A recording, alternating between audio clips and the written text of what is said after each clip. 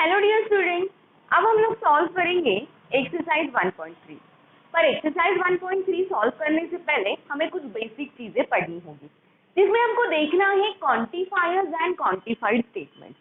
अब ये क्या है, क्वांटिफायर्स क्या है एंड क्वांटिफाइड स्टेटमेंट्स क्या है।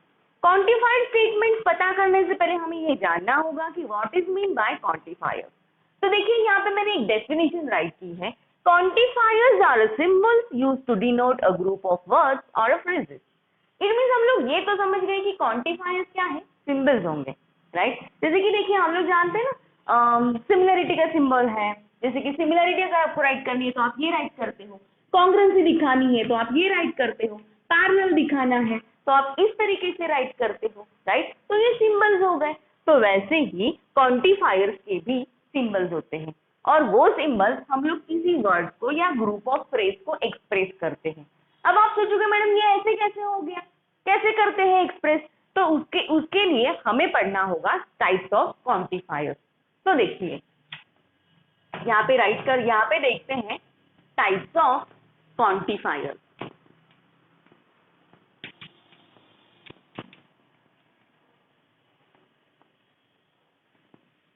Types of quantifiers, first type है यूनिवर्सल क्वांटिफायर। क्या है? Universal quantifier, okay. और उसका सिंबल है ये उल्टा ए, ओके। अब ये यूनिवर्सल क्वांटिफायर है क्या?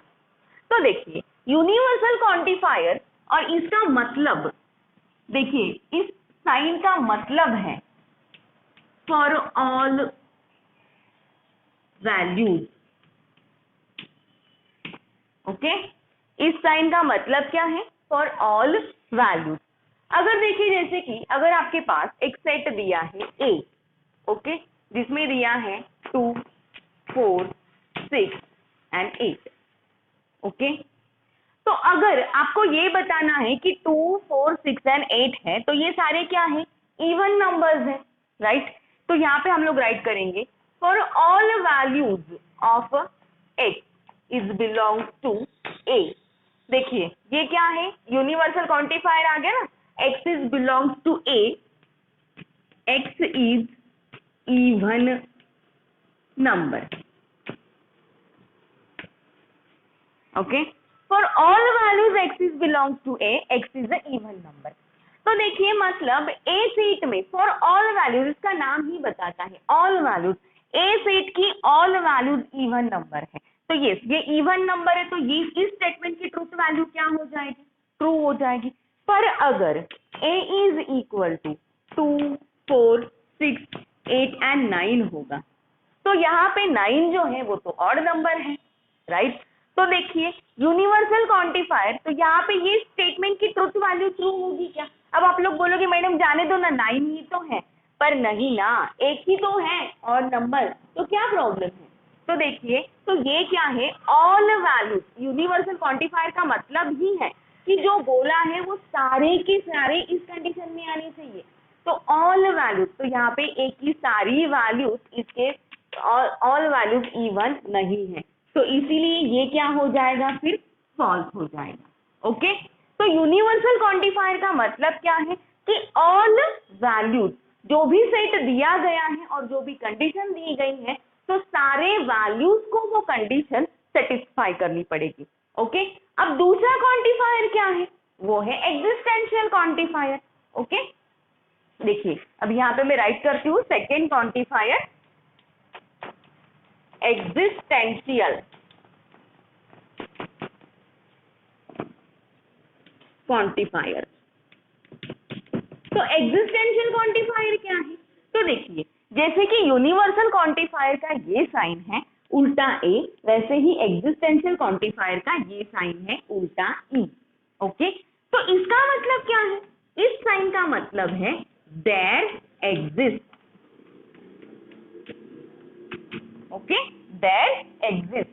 अब देखिए जैसे कि यहाँ पे a इज इक्वल टू 2, 4, 6, 8 है, यहाँ पे वैल्यूज बदल लेते हैं 2, 4, 6, 8, 9, 15, 17, okay.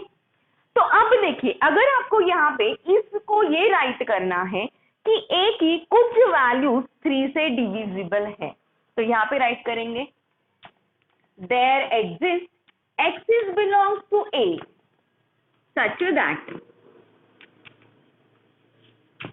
x is divisible by 3। अब देखिए there exist का मतलब क्या है कि कोई एक भी वैल्यू अगर कंडीशन सेटिस्फाई करती है तो भी चलेगा। तो जैसे कि x is belongs to A such that x is divisible by 3, तो ए की कुछ वैल्यूज या फिर मिनिमम एक वैल्यू ऐसी होगी जो 3 से डिविजिबल होती है। तो जैसे कि देखिए 6 है, 9 है, 15 है, तो ये 3 वैल्यूज डिविजिबल हो रही है ना। तो देयर एग्जिस्ट का मतलब ही यही है कि मिनिमम एक, सारी वैल्यूज एग्जिस्टेंशियल क्वांटिफायर में जरूरी नहीं है, मतलब ए की सारी एलिमेंट्स को ये डिविजिबल बाय 3 होना जरूरी नहीं है, वो यूनिवर्सल क्वांटिफायर में जरूरी है। एग्जिस्टेंशियल में अगर कोई एक भी कंडीशन सेटिस्फाई करता है तो स्टेटमेंट क्या हो जाता है, ट्रू हो जाता है। तो यस, तो देखिए यहाँ पे x की कुछ ऐसी वैल्यूज है जो डिविजिबल बाय 3 हो रही है, इसलिए ये ट्रू हो जाएगा। पर अगर आपको बोला जाए कि डिविजिबल बाय 5, तो यहाँ पे कोई भी वैल्यू नहीं है, हाईएस्ट तो 5 है, तो इसीलिए एक ही वैल्यू डिविजिबल हो रही है, तो ये स्टेटमेंट भी ट्रू हो जाएगा। क्यों? बिकॉज देयर एग्जिस्ट है। अगर इसी देयर एग्जिस्ट के जगह देयर एग्जिस्ट की प्लेस पे हमारे पास ऑल वैल्यूज होता, फॉर ऑल वैल्यूज होता, तो इस स्टेटमेंट को हम लोग ट्रू नहीं कह सकते थे। तो आई होप आप समझ गए होंगे कि यूनिवर्सल क्वांटिफायर्स में क्या होता है कि जो भी कंडीशन है वो सारे एलिमेंट्स को सेटिस्फाई करनी पड़ती है।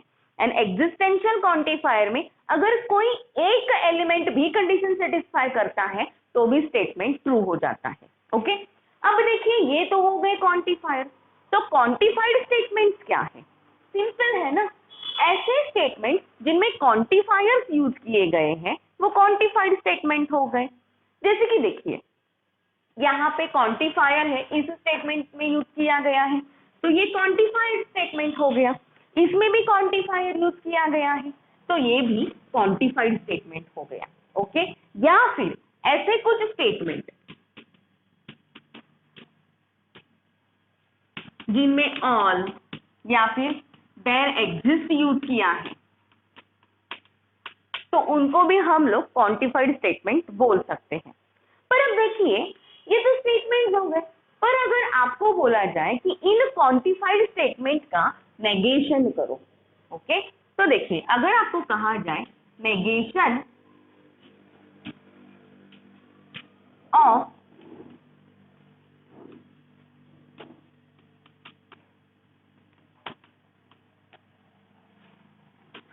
क्वांटिफाइड स्टेटमेंट, तो आप क्या करोगे? अगर आपको बोला जाए कि आप इसका नेगेशन करो तो क्या करोगे? तो देखिए अगर समटाइम ऑल वैल्यूज वर्ड है तो ये ऑल रिप्लेस करेगा सम के साथ। ओके, याद रखिए अगर नेगेशन करना है तो ऑल वर्ड अगर स्टेटमेंट में होगा तो नेगेशन में ये ऑल रिप्लेस करेगा सम के साथ, एंड फॉर एवरी रिप्लेस करेगा, याद रखिए, एंड फॉर एवरी जो है वो रिप्लेस करेगा देयर एग्जिस्ट के साथ।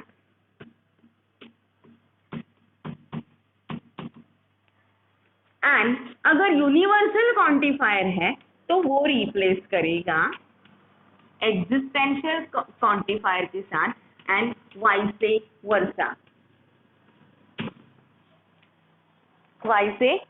सॉरी VEE होना चाहिए।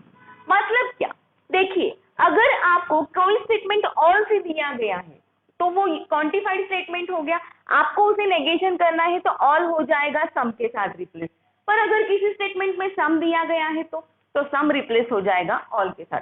तो यही वाइसे वर्सा, मतलब ऑल सम के साथ रिप्लेस होगा, सम ऑल के साथ रिप्लेस होगा। फॉर एवरी जो है वो देयर एग्जिस्ट के साथ रिप्लेस होगा, एंड देयर एग्जिस्ट जो है वो फॉर एवरी के साथ रिप्लेस होगा। यूनिवर्सल क्वांटिफायर एग्जिस्टेंशियल क्वांटिफायर के साथ रिप्लेस होगा and existential quantifier universal quantifier के साथ रिप्लेस होगा। एंड बाकी जो बचा हुआ स्टेटमेंट है उसको तो आपको नेगेटिव करना है, मतलब जैसे कि यहाँ पे x is belongs to x is even number, तो ये क्या हो जाएगा नेगेशन में, एग्जिस्टेंशियल क्वांटिफायर बन जाएगा, तो ये ऐसे हो जाएगा okay, existential x is belongs to A, x is not even number. Okay, तो मतलब ये जो रिप्लेसमेंट है ये तो होती रहेगी, पर आगे जो गिवन स्टेटमेंट है आपको उसका नेगेशन भी करना है। तो आई होप ये क्वांटिफायर्स एंड क्वांटिफाइड स्टेटमेंट्स क्या है ये आप बहुत अच्छी तरीके से समझ गए होंगे। Thank you very much.